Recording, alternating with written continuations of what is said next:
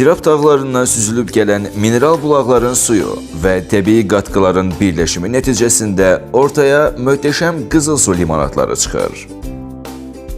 Qızıl su istehsal fabrikində bütün proseslər avtomatik qaydada həyata keçirilir. Qızıl su, süfrələrimizin əvəz olunmaz suyu.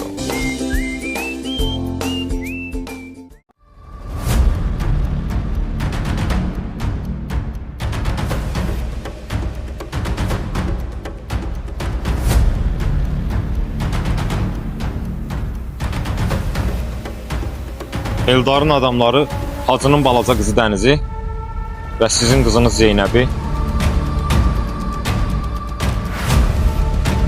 Danış.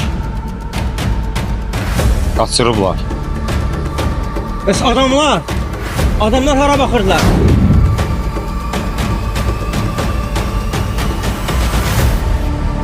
Adamlar silahlı olublar. Tural da yaralanıb. Elə zəng eləyən Tural idi.